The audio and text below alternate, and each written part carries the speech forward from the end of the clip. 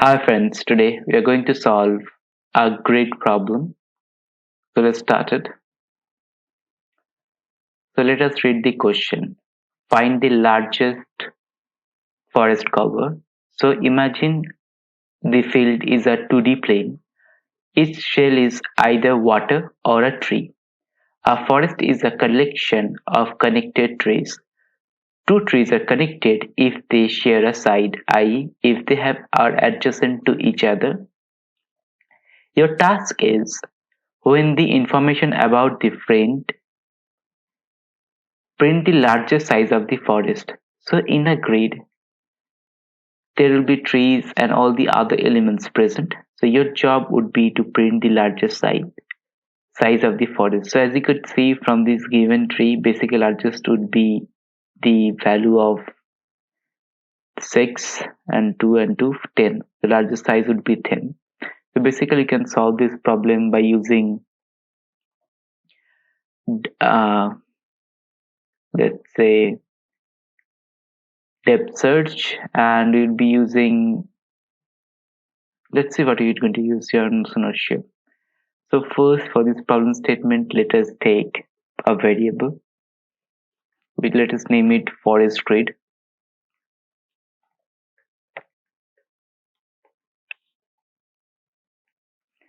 So for the first input, for I in range int input,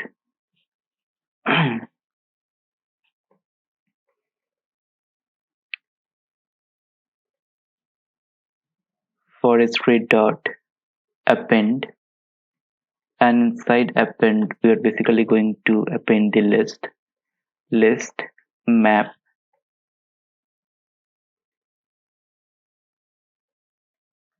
So here we have to calculate the string values. So it will be writing str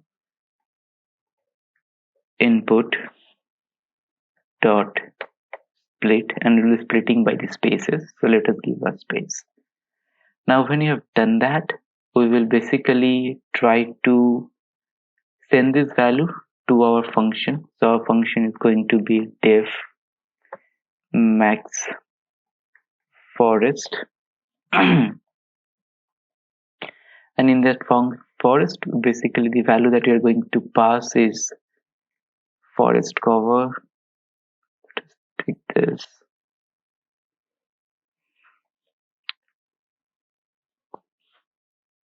So here we are going to assign two variables. One is the visited one. So just to keep a track of the list of the elements or list of the grid values that you have already visited. So to keep a track, we'd be using a dictionary. We could use a dictionary would be best because to search a value in dictionary it takes just big O of 1, which is very easy, and a max size that we've got as of now.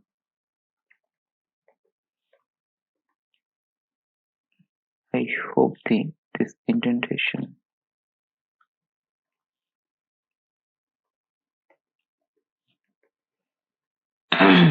Now it will looping through the loop. So for let us call R. So we have been looping through the loop for the root value. So for R in range of 0 to length of our forest grid,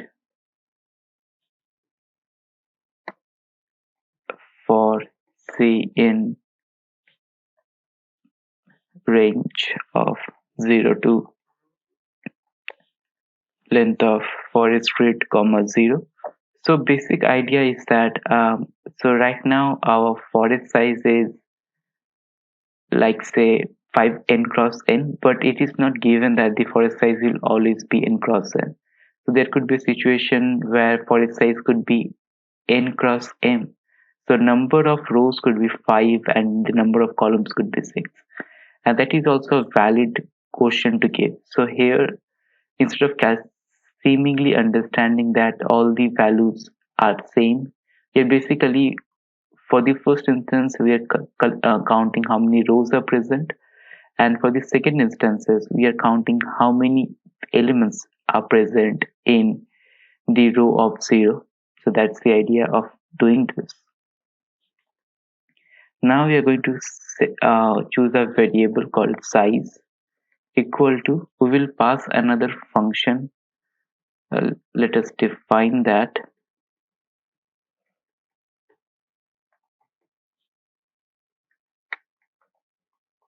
ExploreSize. Here we're going to pass forest grade, row value, column value, and the visited value. And now we're just passing it, but ExploreSize. Now we are going to check whether the value that is returned from that function. So basically the ExploreSize is going to return us a number value. So basically we'll be checking whether that size is greater than our current max size. So if it's true, then basically we will change our max size to the current size that has been returned. And at last would be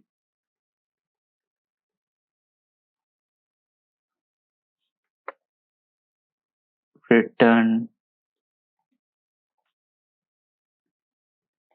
max size. So this part of the function is completed. Now let us look at this part. So this part here you have to set few boundary conditions for the value of R and C, so it does not go out of that boundary. So for the first case, we would be checking if the value of R is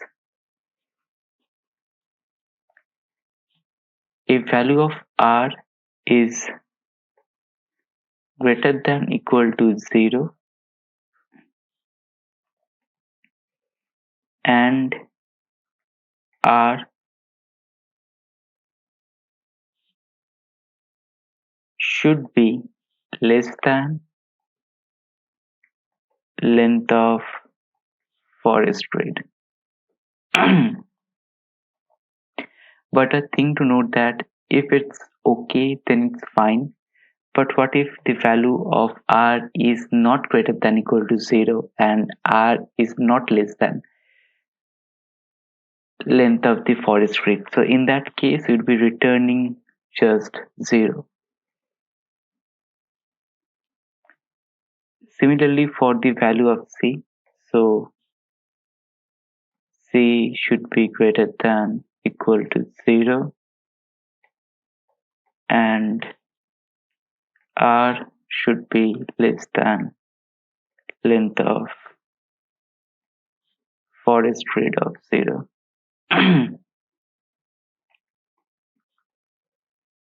Return 0 if forest grade R comma C is, so for now here you're basically going to count the values of trees, not the values of water. So in the case if the value is water, or you are checking a grid value where the value is water, so it'd be basically there is no point of checking it and it will basically returning 0. So let's return 0.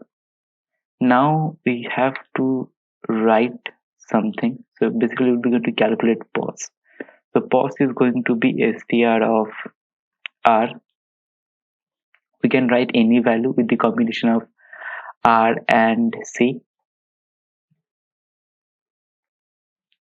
just to make them unique. So you're going to check whether that the current R and C have been visited or not. So if pos in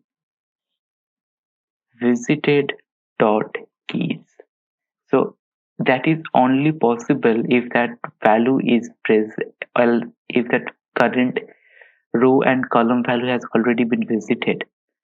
So in that case we'll be returning 0, and if it is not been visited, then we will be marking it visited in the next instance. So visited, okay, visited,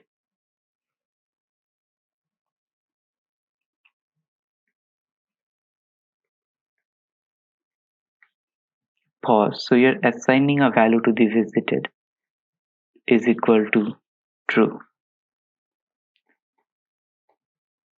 Now we are going to assign a value of size, which is value is 1. So for the first tree, the size is going to be the 1. Okay. And now we are going to basically perform a loop or basically a recursion. So size plus equal to. So for the first instance, we would be reducing the row value by -1.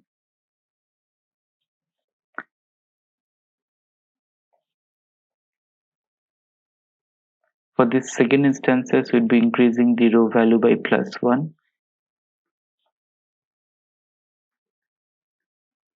For this third instances, we are decreasing the column value by -1, and we'd be increasing the column value by +1. So in this 4-way, we'd be getting all the values that would be possible. And at last, we'll be returning the size. Return size. Now our function is almost completed, but here we have to see that there could be a situation where there would be no forest. So in that case, we will have to return -1. So value equal to, what's the header function we have written? I guess it was max forest.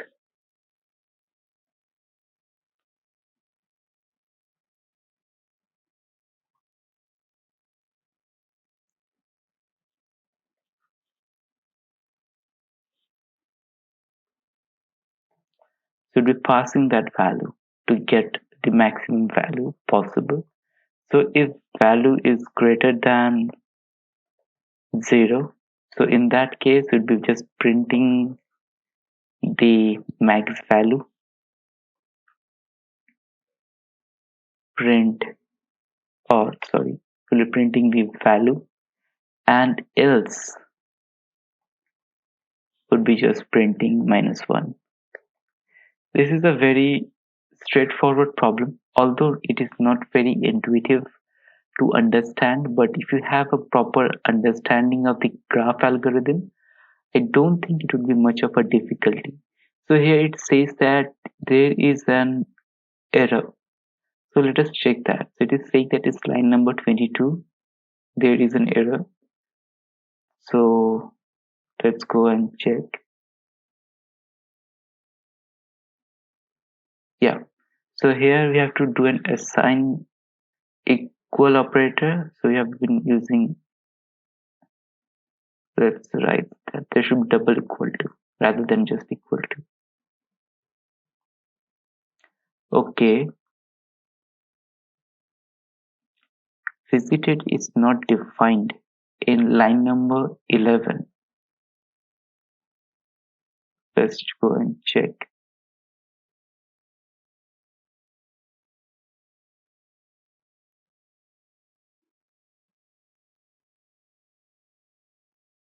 Okay. So a spelling error was present. I hope it is correct now. There are very few small errors. So be very careful during your examination. This error could take up a lot of time. So, okay. This is the biggest issue I have with this type of ID. So it does not give feedback. So you have to go through all these problems by just simply coding it, which should take some time. Okay.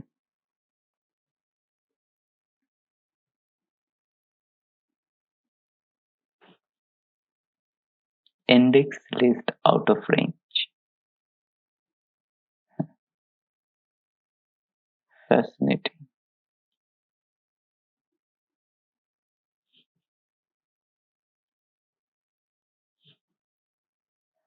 Oh, it should be C, RNC. There are so many errors in the code I've written, which is strange. Generally, I don't make this type of errors thanks to the smart IDE that I keep on using in PyCharm. But in this problem, definitely I don't have that facility. So we'll have to make way with the normal IDE. So I think it passed all the test cases. No, it did not.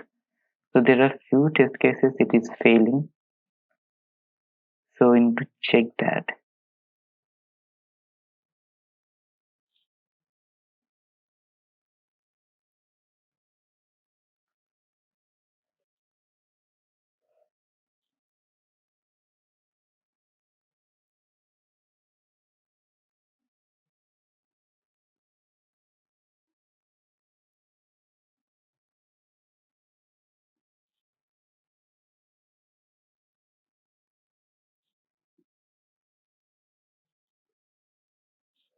I think I made some silly errors here and there. So I need to check that.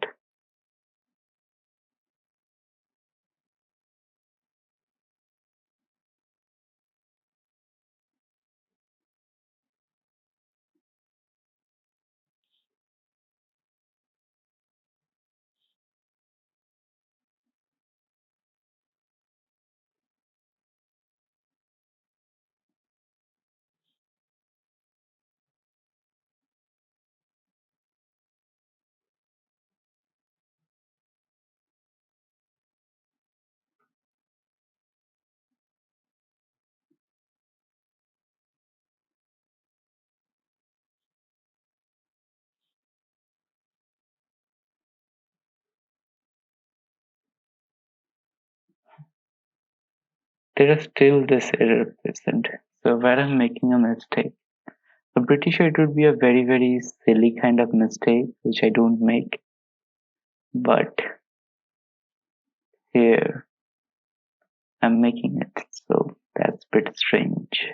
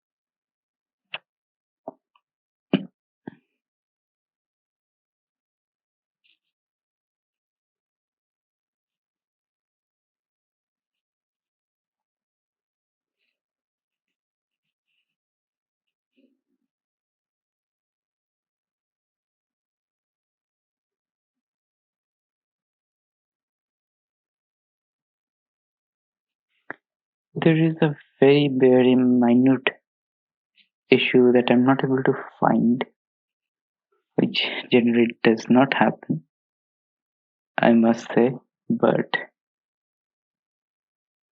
it is happening right now. So if pos in visitor.keys return 0, looks all good actually.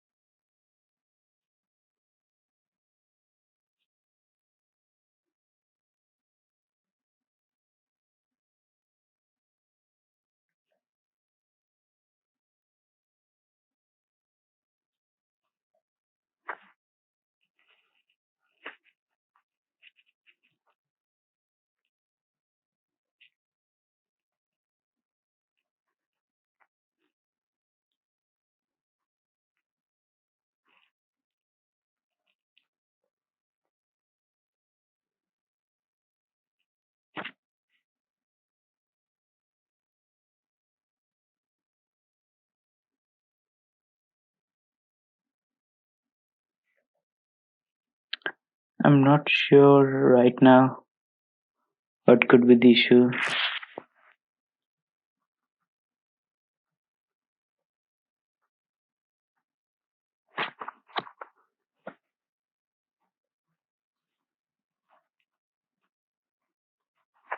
Okay, it passed all the functions properly now. That's strange.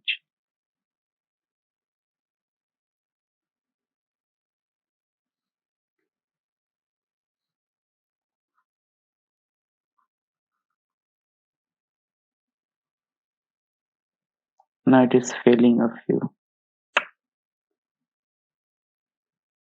Okay, my mistake.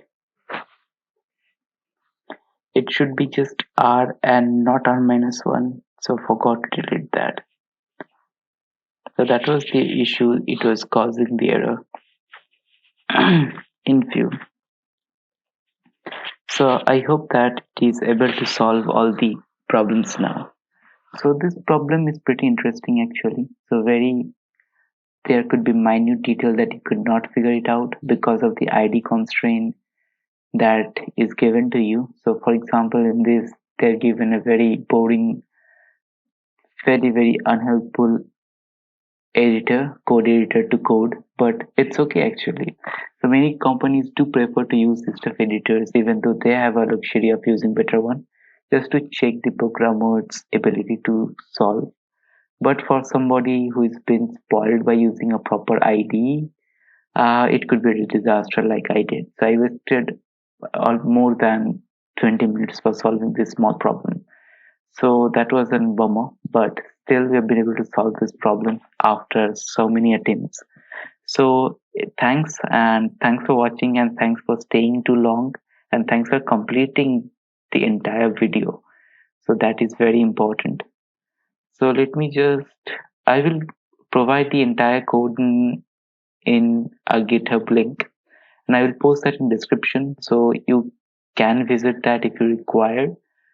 So as always, thanks for watching and stay tuned for the next video.